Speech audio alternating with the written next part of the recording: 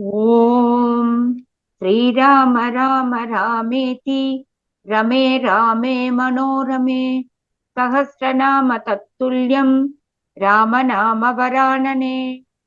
ॐ आपदामपहर्तारं दातारं सर्वसम्पदां लोकाभिरामं श्रीरामं भूयो भूयो नमाम्यहम्। Namaskar. नमस्कार। Today we read chapter 16 of Sundarakandam, which has 32 verses. Admiring the virtue and propitious bodily marks, etc., of Sita, Hanuman grieves at the thought of that lady for whose sake Kara, Viradha, and other ogres were killed, having been reduced to such a sad plight. आज हम सुंदर कांड के षोडश सर्ग के पठन पाठन और श्रवण करेंगे। इसमें 32 श्लोक हैं। हनुमान जी का मन ही मन सीता जी के शील और सौंदर्य की सराहना करते हुए उन्हें कष्ट में पड़ी देख स्वयं भी उनके लिए शोक करना। प्रशस्य तु प्रशस्तव्यां सीतां तां हरिपुंगवः गुणाभिरामं रामं च पुनः चिंतापरो अभवत्। परम प्रशंसनीय सीता और अभिराम श्री राम की प्रशंसा करके वानर श्रेष्ठ हनुमान जी फिर विचार करने लगे। Having admired the aforesaid Sita, who was worth admiring, as well as Sri Rama, who was pleasing by virtue of his excellences, Hanuman, for his part, became absorbed in thought once more. स मुहूर्तम् इव ध्यात्वा बाष्पपर्याकुलेक्षणः सीताम् आश्रित्य तेजस्वी हनुमान विललापः। लगभग 2 घड़ी तक कुछ सोच विचार करने पर उनके नेत्रों में आंसू भर आए और वे तेजस्वी हनुमान सीता के विषय में इस प्रकार विलाप करने लगे। Reflecting a while, the celebrated and glorious Hanuman, whose eyes got bedimmed with tears, started lamenting about Sita as follows.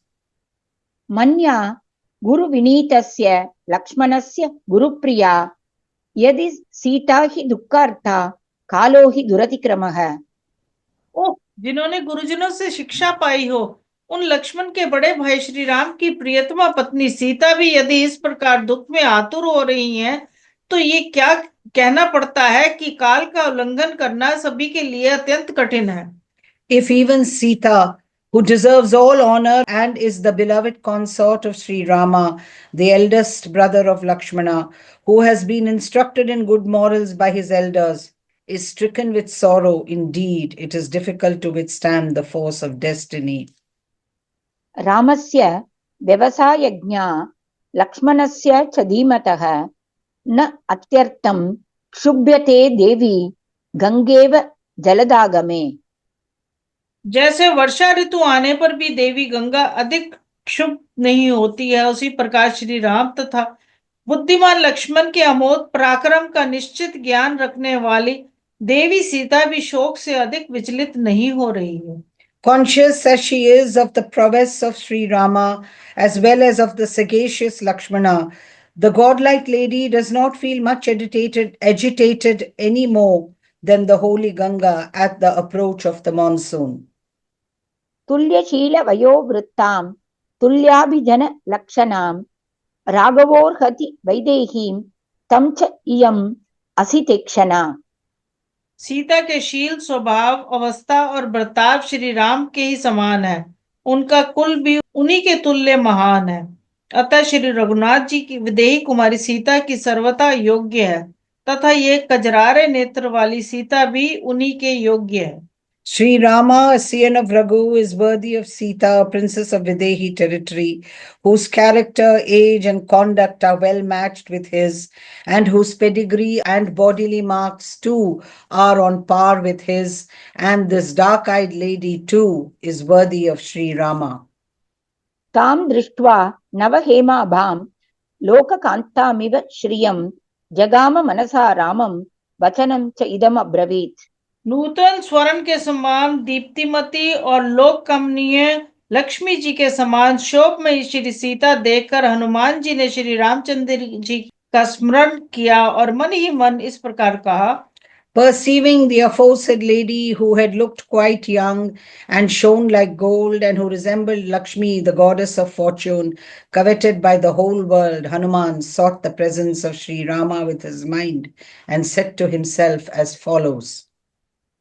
अस्य हेतोर् विशालाक्ष्या कतो वाली महाबलः रावणप्रतिमो वीर्ये कबन्धश्च निपातितः। इन्हीं विशाल लोचना सीता के लिए भगवान श्री राम ने महाबली वाली का वध किया और रावण के समान पराक्रमी कबंध को भी मार गिराया। For the sake of this large-eyed lady was killed Vali. Kabandha as well, who was equal to Ravana in valor, was disposed of. विरादश्च हतः संख्ये राक्षसो भीमविक्रमः वने रामेण विक्रम्य महेंद्रेणेव शंबरः। इन्हीं के लिए श्री राम ने वन में पराक्रम करके भयानक पराक्रमी राक्षस विराट को भी उसी प्रकार युद्ध में मार डाला जैसे देवराज इंद्र ने शंबुरासुर का वध किया था। The ogre Viruddha too, of redoubtable prowess, was got rid of in combat by Sri Rama by showing his valor, even as the demon Shambara was killed by the mighty Indra. चतुर्दश सहस्राणि रक्षसां भीमकर्मणां निहतानि जनस्थाने शरैः अग्निशिखोपमैः करश्च निहतः संख्ये त्रिशिराश्च निपातितः दूषणश्च महातेजा रामेण विदितात्मना। इन्हीं के कारण आत्मज्ञानी श्री रामचंद्र जी ने जन स्थान में अपने अग्नि शिखा के सुदृश्य तेजस्वी बाणों द्वारा भयानक कर्म करने वाले 14,000 राक्षसों को काल के गाल में भेज दिया और युद्ध में खर त्रिशरा तथा महातेजस्वी दूषण को भी मार गिराया। 14,000 ogres of terrible deeds were made short work of in Janasthana by means of arrows resembling tongues of fire. Khara too was slain on the field of battle, and so was Trishara brought down low, as also Dushana, endowed with extraordinary energy by Sri Rama, who has realized the self. ऐश्वर्यं वानराणां च दुर्लभं वालिपालितं अस्या निमित्ते सुग्रीवः प्राप्तवान लोकविश्रुतः। वानरों का यह दुर्लभ ऐश्वर्य जो वाली के द्वारा सुरक्षित था, इन्हीं के कारण विश्व विख्यात सुग्रीव को भी प्राप्त हुआ है। Nay, on account of her, Sugriva, who is well known throughout the world, attained the lordship of the monkeys, which was difficult to acquire, guarded as it was by Bali. सागरश्च मया क्रान्तः श्रीमान् नदनदीपितः अस्या हेतोर्विशालाक्ष्याः पुरी च इयं निरीक्षिता। इन्हीं विशाल लोचन सीता के लिए मैंने नदों और नदियों के स्वामी श्रीमान समुद्र का उल्लंघन किया और इस लंकापुरी को छान डाला है। Nay, for the sake of this large-eyed lady has the mighty sea, the lord of rivers and streams, been crossed by me, and this city of Lanka explored. यदि रामः समुद्रान्तं मेदिनीं परिवर्तयेत् अस्याः कृते जगच्चापि युक्तम् इत्येव मे मतिः। इन्हीं के लिए जो यदि भगवान श्री राम समुद्र पर्यंत पृथ्वी तथा सारे संसार को भी उलट देते तो भी वह मेरे विचार से उचित ही होता। If for her sake Sri Rama turned down the earth bounded by the oceans upside down, or even the universe, it would be justifiable. Such is my belief. राज्यं वा त्रिषु लोकेषु सीता वा जनकात्मजा त्रैलोक्य राज्यं सकलं सीताया न अपनुयात् कलाम। एक और तीनों लोक का राज्य और दूसरी और जनक कुमारी सीता को रख कर तुलना की जाए तो त्रिलोक का सारा राज्य सीता की एक कला के बराबर भी नहीं हो सकता। If sovereignty over all the three worlds on the one hand and Sita, daughter king of Janaka, on the other, were put to the scales of integral sovereignty of the three worlds, would not approach even a fraction of Sita. इयं सा धर्मशीलस्य जनकस्य महात्मनः सुता मैथिल राजस्य सीता भर्तृ दृढ़व्रता। ये धर्मशील मिथिलेश नरेश महात्मा राजा जनक की पुत्री सीता पतिव्रत पर धर्म में बहुत दृढ़ है। She is no other than the celebrated Sita, daughter of Janaka, the virtuous and high-souled king of Mithila, unswavering in her vow of devotion to her lord. उत्थिता मेदिनीं भित्त्वा क्षेत्रे हलमुखक्षते पद्मरेणुनिभैः कीर्णा शुभैः केदारपांशुभिः। जब हल्के मुख फाल से खेत जोता जा रहा था, उस समय ये पृथ्वी को फाड़कर कमल के पराग की भांति क्यारी की सुंदर धूल से लिपटी हुई प्रकट हुई थी।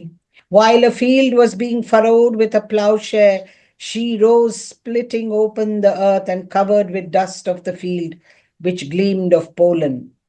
विक्रान्तस्य आर्यशीलस्य संयुगेषु अनिवर्तिनः सुनुषा दशरथस्य यैषा ज्येष्ठा राज्ञो यशस्विनी। जो परम पराक्रमी, श्रेष्ठ शील स्वभाव वाले और युद्ध में से कभी पीछे ना हटने वाले थे, उन्हीं महाराज दशरथ की ये यशस्विनी ज्येष्ठ पुत्र वधु है। She is the illustrious and senior-most daughter-in-law of the valiant king Dasharatha of noble disposition, who never turned his back on the field of battle. धर्मज्ञस्य कृतज्ञस्य रामस्य विदितात्मनः इयं सा दयिता भार्या राक्षसी वशमागता। धर्मज्ञ, कृतज्ञ एवं आत्मज्ञानी भगवान श्री राम की ये प्यारी पत्नी सीता इस समय राक्षसियों के वश में पड़ गई है। Fallen under the sway of ogresses, she is the beloved consort of Sri Rama, who knows what is right, is conscious of services rendered to him, and is the knower of the self. सर्वान् भोगान् परित्यज्य भर्तृस्नेहबलात् कृता अचिन्तयित्वा कष्टानि प्रविष्टा निर्जनं वनम्। ये केवल पति प्रेम के कारण सारे भोगों को लात मारकर विपत्तियों का कुछ भी विचार ना करके श्री रघुनाथ जी के साथ निर्जन वन में चली आई थी। Completely renouncing all enjoyments and not minding hardships, she entered the lonely forest, overcome as she was by love for her husband. सन्तुष्टा फलमूलेन भर्तृशुश्रूषणा अपरा या परां भजते प्रीतिं वने अपि भवने यथा। यहाँ आकर फल मूलों से ही संतुष्ट रहती हुई पतिदेव की सेवा में लगी रही और वन में भी उसी प्रकार परम प्रसन्न रहती थी जैसे राजमहल में रहा करती थी। सेयं कनक वर्णांगी नित्यं सुस्मित भाषिनी सहते यातनां येताम अनर्थानाम अभागिनी। वे ही स्वर्ण के समान सुंदर अंग वाली और सदा मुस्कुराकर बात करने वाली सुंदरी सीता, जो अनर्थ भोगने के योग्य नहीं थी, इस यातना को सहन करती हैं। That very Sita of golden limbs, ever given to speaking with a sweet smile and undeserving of woes, who contented as she was with fruits and roots alone and devoted to the service of her husband, experienced the same degree of supreme felicity in the forest as in her own royal abode, is undergoing this suffering here. इमां तु शीलसम्पन्नां दृष्टुमिच्छति राघवः रावणेन प्रमथितां प्रपामिव पिपासितः। यद्यपि रावण ने इन्हें बहुत कष्ट दिए हैं, तो भी वे अपने शील, सदाचार एवं सीतत्व से संपन्न है, उसके वशीभूत नहीं हो सकी थे। जैसे प्यासा मनुष्य कौंसलों पर जाना पड़ता है, उसी प्रकार श्री गुरुनाथ जी इन्हें देखना चाहते हैं। Like a thirsty man yearning to find a place where water is freely distributed to passers-by, Sri Rama, a scion of the Raghu, for his part, longs to see this lady, rich in chastity, though tormented by Ravana. अस्यानूनं पुनर्लाभाद् राघवः प्रीतिमेष्यति राजा राज्यपरिभ्रष्टः पुनः प्राप्येव मेदिनीम्। जैसे राज्य से भ्रष्ट हुआ राजा पुनः पृथ्वी का राज्य पाकर बहुत प्रसन्न होता है, उसी प्रकार उनकी पुनः प्राप्ति होने से श्री रघुनाथ जी को निश्चय ही बड़ी प्रसन्न होगी। Sri Rama, a scion of Raghu, will surely derive joy through recovery of her, even as a king deprived of his throne on regaining the land. कामभोगैः परित्यक्ता हीना बन्धुजनेन च धारयति आत्मनो देहं तत् समागम कांक्षिणी। ये अपने बंधु जनों से बिछुड़कर विश्व भोगों को तिलांजलि दे केवल भगवान श्री रामचंद्र जी के समागम की आशा से अपना शरीर धारण किए हुए है। Deprived of all coveted enjoyments and bereft of her kinfolk, she preserves her body, desirous as she is of meeting him. नैषा पश्यति राक्षस्यो नेमान् पुष्प फलद्रुमान् एकस्त हृदया नूनं राममेवानुपश्यति। ये ना तो राक्षसियों की ओर देखती है और ना ही फल फूल वाले वृक्षों पर ही दृष्टि डालती है। सर्वथा एकाग्रित हो मन की आंख से केवल श्री राम का ही निरंतर दर्शन ध्यान करती है, इसमें संदेह नहीं है। She neither sees the ogresses around her, nor these trees laden with flowers and fruit. With her heart centered on one object only, she undoubtedly beholds Sri Rama alone all the time. भर्ता नाम परं नार्याः शोभनं भूषणादपि एषा हि रहिता तेन शोभनार्हा न शोभते। निश्चय ही पति नारी के लिए आभूषण की अपेक्षा भी अधिक शोभा का हेतु है। ये सीता उन्हीं पतिदेव से बिछुड़ गई है, इसलिए शोभा के योग्य होने पर भी शोभा नहीं पा रही हैं। Indeed, the husband is the greatest adornment for a woman, greater even than an ornament. Hence, though deserving of decoration, she no longer looks charming, bereft as she is of her husband. दुष्करं कुरुते रामो हीनो यदनया प्रभुः धारयति आत्मनो देहं न दुःखेनावसीदति। भगवान श्री राम इनसे बिछुड़ जाने पर भी जो अपने शरीर को धारण कर रहे हैं, दुख में अत्यंत शिथिल नहीं हो जाते, वह उनका अत्यंत दुष्कर कर्म है। Lord Sri Rama is really doing something great in that he is preserving his body even though bereft of her and does not faint through grief. इमाम् असितकेशान्तां Shatapatra निबेक्षणां सुखार्हां दुःखितां ज्ञात्वा ममापि व्यथितं मनः। काले केश और कमल जैसे नेत्र वाली ये सीता वास्तव में सुख भोगने के योग्य है। इन्हें दुखी जानकर मेरा मन ही व्यथित हो उठता है। My mind too is seized with anguish on finding this lady with dark, long, hanging hair and lotus-like eyes, afflicted, though deserving of happiness. क्षितिक्षमा Pushkar सन्निवेक्षणा या रक्षिता राघव लक्ष्मणाभ्यां सा राक्षसिभिः विकृतेक्षणाभिः संरक्ष्यते संप्रति वृक्षमूले। ओ जो पृथ्वी के समान क्षमाशील और प्रफुल्ल कमल के समान नेत्र वाली है तथा श्री राम और लक्ष्मण ने जिनकी सदा रक्षा की है, वह ही सीता आज इस वृक्ष के नीचे बैठी है और ये विकराल नेत्र वाली राक्षसियों इनकी रखवाली करती हैं। She who is forbearing as the earth and whose eyes resemble a pair of lotuses and who was protected by Sri Rama, a scion of the Raghu, and Lakshmana is now being strongly guarded at the foot of a tree by ogresses with deformed eyes. हिमहत नलिनीव नष्टशोभा व्यसन परम्परया निपीड्यमाना सहचर रहितेव चक्रवाकी जनकसुता कृपणां दशां प्रपन्ना।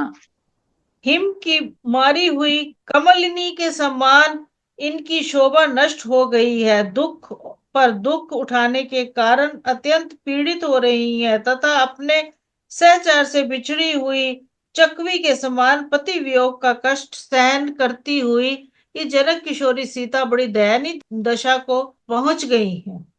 Deprived of her charms like a lotus plant blasted by frost, being sore oppressed as she is by a series of misfortunes, Sita, Janaka's daughter, has been reduced to a pitiable plight like a female Chakravaka red goose bereft of her mate.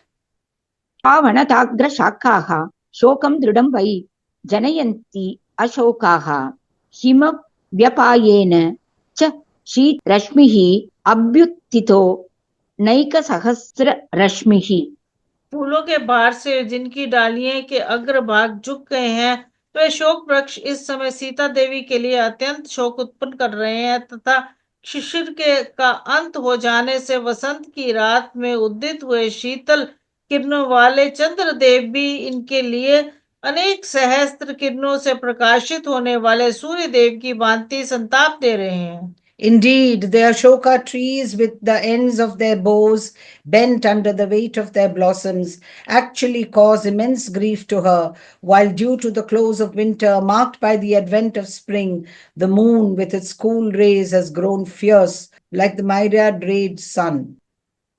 इत्येवमर्थं कपिः अन्ववेक्ष्य सीतेयम् इत्येव तु जातबुद्धिः संश्रित्य तस्मिन् निशसाध वृक्षे बली हरिणां ऋषभस्तरस्वी।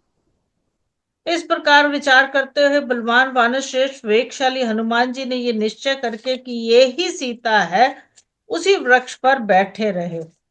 Duly considering his interest, the mighty Hanuman, the foremost of monkeys, who was full of impetuosity and who, for his part, felt convinced that she was Sita, remained firmly seated on that tree. इत्यार्षे श्रीमद् रामायणे वाल्मीकीये आदिकाव्ये सुंदरकांडे षोडशः सर्गः। इस प्रकार श्री वाल्मीकि निर्मित रामायण आदि काव्य के सुंदर कांड में 16वां सर्ग पूरा हुआ। Thus, since Canto 16 in the Sundarakandam of the glorious Ramayana of Valmiki, the work of a rishi and the oldest epic. Om Shri Rama Rama Rameti Rame Rame Manorame Sahasranama Tattulyam Rama Nama Varanane. Om Apadamapahartaram Dataram Sarvasampadam Lokabhiramam Shri Ramam Bhuyo Bhuyo Namamyaham. धन्यवाद। धन्यवाद।